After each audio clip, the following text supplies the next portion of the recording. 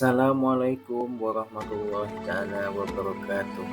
Salam dan bahagia Bapak Ibu guru penggerak, tergerak, bergerak dan menggerakkan. Perkenalkan, nama saya Hosnan Hidayat, calon guru penggerak angkatan 10 dari SD Negeri Pangarangan 5, Kecamatan Kota Sumeneb, Kabupaten Sumeneb, Provinsi Jawa Timur. Pada kesempatan kali ini, saya akan menyampaikan koneksi antar materi modul 1.4 budaya positif. Kesimpulan dari peran saya dalam menciptakan budaya positif di sekolah adalah sebagai berikut.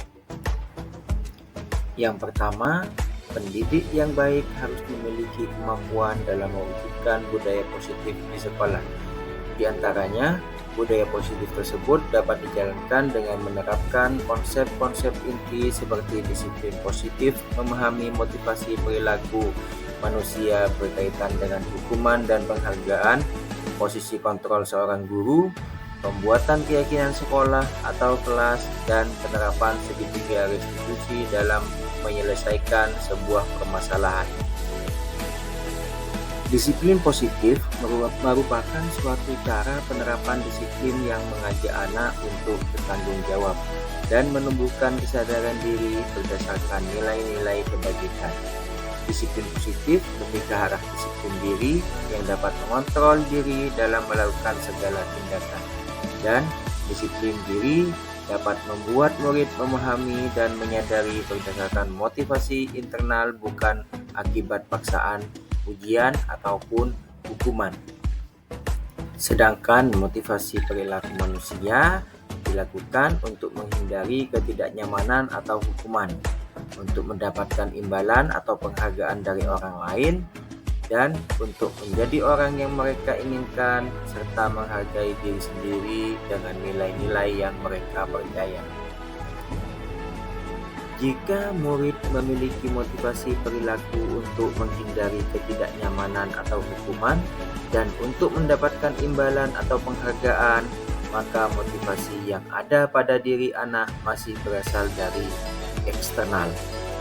Kemudian untuk motivasi internal sendiri itu, yaitu guru berupaya untuk dapat menumbuhkan motivasi internal dalam diri siswa agar dapat memunculkan pribadi yang menghargai diri sendiri dengan nilai-nilai yang mereka yakini. Kemudian, hindari hukuman dan pemberian penghargaan yang berlebihan agar meminimalisir motivasi eksternal dalam diri murid. Selanjutnya, posisi kontrol seorang guru, di mana di sini guru berada pada posisi kontrol. Di sini ada 5. Pertama, penghukum, yang kedua sebagai pembuat merasa bersalah, yang ketiga sebagai teman, yang keempat sebagai pemantau, dan yang kelima sebagai manajer. Dari kelima posisi kontrol ini, yang paling baik dan sangat dianjurkan adalah posisi kontrol sebagai manajer. Untuk posisi kontrol sebagai manajer, di sini guru berbuat sesuatu bersama murid, mempersilahkan murid mempertanggungjawabkan perilakunya, dan mendukung murid agar dapat menemukan solusi atas permasalahannya sendiri. Kemudian, posisi manajer mengacu pada restitusi yang dapat menjadikan murid sebagai manajer bagi dirinya sendiri, sehingga tercipta identitas positif atau berhasil pada diri murid. Setelah itu, selanjutnya adalah keyakinan sekolah atau kelas. Guru berperan dalam mewujudkan terbentuknya keyakinan sekolah atau kelas dengan adanya kesepakatan antara guru dan murid. Keyakinan sekolah atau kelas berupa pernyataan-pernyataan universal yang mudah diingat dan dipahami, serta harus diterapkan segitiga restitusi dalam lingkungan sekolah. Dan yang terakhir adalah segitiga restitusi, di mana guru di sini berperan sebagai manajer menggunakan segitiga restitusi dalam penyelesaian sebuah permasalahan melalui 3 tahapan, yaitu menstabilkan identitas, validasi tindakan yang salah, dan menanyakan keyakinan. Dari sini, dapat menghasilkan murid yang mandiri dan bertanggung jawab. Keterkaitan antara budaya positif dengan filosofi pendidikan Ki Hajar Dewantoro, nilai-nilai dan peran guru penggerak, serta visi guru penggerak. Yang pertama, keterkaitan antara budaya positif dengan filosofi pendidikan Ki Hajar Dewantoro, yaitu dengan menjalankan budaya positif di sekolah, maka akan mempermudah dalam tercapainya tujuan pendidikan nasional sesuai dengan filosofi pendidikan Ki Hajar Dewantoro, di mana di situ pendidikan yang berpihak pada murid dan bersifat menuntun tumbuh atau hidupnya kekuatan kodrat yang ada pada murid. Yang kedua, keterkaitan budaya positif dengan nilai-nilai serta peran guru penggerak. Di situ, budaya positif dapat terwujud jika seorang guru memiliki 5 nilai guru penggerak, di antaranya berpihak pada murid, mandiri, reflektif, kolaboratif, dan inovatif. Kemudian, selain itu, budaya positif dapat terwujud dengan mendorong kolaborasi antar semua warga sekolah, dengan adanya keyakinan sekolah yang harus disepakati dan dijalankan bersama. Dan yang terakhir adalah keterkaitan budaya positif dengan visi guru penggerak, di mana salah satu perubahan yang diinginkan sesuai visi guru penggerak adalah terbentuknya budaya positif agar diperoleh sekolah yang nyaman, aman, dan berpihak pada murid. Untuk mewujudkan visi guru penggerak tersebut dengan pembuatan prakarsa perubahan sesuai filosofi pendidikan Ki Hajar Dewantoro dan profil pelajar Pancasila.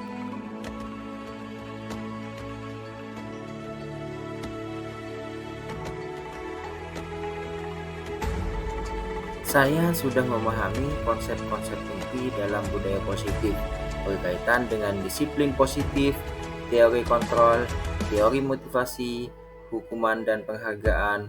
Posisi kontrol harus sejalan dengan kebutuhan dasar manusia, keyakinan kelas, dan juga restitusi.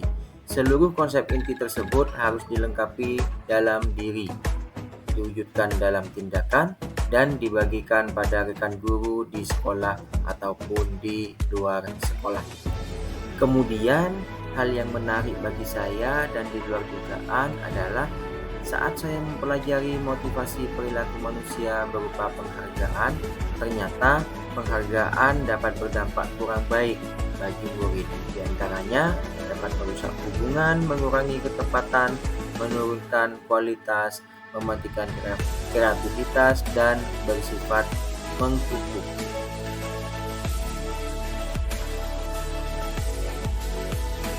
Saya menyadari posisi kontrol yang biasa saya lakukan adalah sebagai penghukum dan pemantau.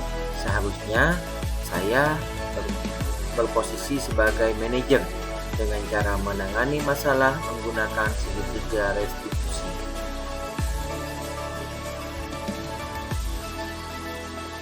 Saya menangani siswa yang sering bermasalah di sekolah. Salah satu di antaranya adalah bertengkar, sering tidak masuk, saling membuli, dan yang tidak memakai atribut sekolah.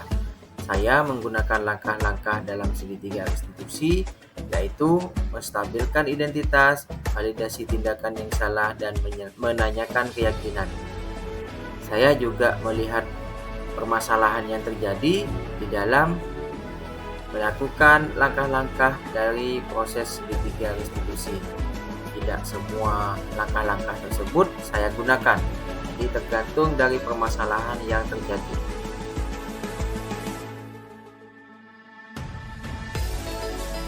Perasaan yang saya alami adalah sangat termotivasi untuk terus memperbaiki diri sesuai dengan nilai-nilai budaya positif di sekolah. Yang awalnya sebagai penghukum, dengan belajar segitiga restitusi menjadi lebih memahami bagaimana cara menyelesaikan masalah yang terjadi di sekolah.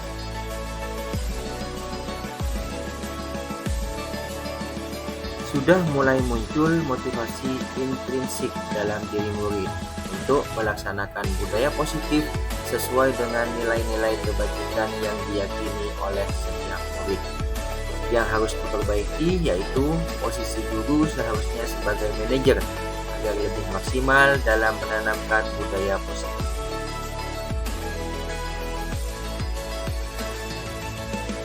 Sebelum mempelajari modul ini, posisi kontrol saya adalah sebagai penghukum dan pemantau.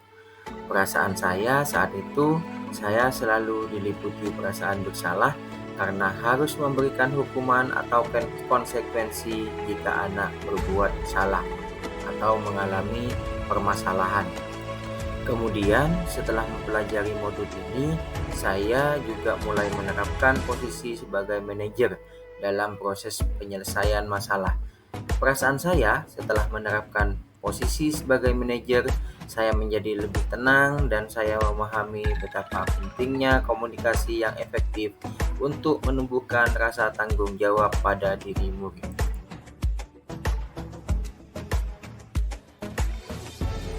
Pernah saya menggunakan 3 tahapan segitiga restitusi, yaitu menstabilkan identitas, validasi tindakan yang salah, dan menanyakan keyakinan. Pada tahap menstabilkan identitas, saya menanyakan kabar. Bagaimana kabarmu saat ini? Manusia memang tidak ada yang sempurna. Bapak pun pernah melakukan kesalahan. Di sini, Bapak tidak mencari siapa yang salah dan siapa yang benar. Tetapi, kita bersama mencari solusi permasalahan ini. Kemudian tahapan yang kedua yaitu validasi tindakan yang salah dengan memberikan pertanyaan, saat itu apa yang kamu lakukan? Kamu pasti punya alasan mengapa melakukan hal tersebut, bukan? Kamu patut bangga pada dirimu sendiri karena kamu telah melindungi sesuatu yang penting buatmu. Untung kamu tidak berbuat yang lebih parah lagi. Kamu boleh mempertahankan sikap itu, tapi kamu harus menambah sikap yang baru. Dan tahap yang terakhir adalah menanyakan keyakinan. Dengan memberikan pertanyaan, kira-kira tindakan kamu sudah sesuai dengan keyakinan jelas atau prinsip kamu? Keyakinan mana yang kurang sesuai dengan prinsip kamu? Kamu yakin bahwa menghargai orang lain penting buat kamu? Kamu bersedia memperbaiki masalah kamu ini? Kira-kira kamu akan menjadi orang seperti apa? Bagaimana rasanya menjadi orang seperti itu? Baiklah, sekarang ayo kita pikirkan bagaimana memperbaiki permasalahan ini.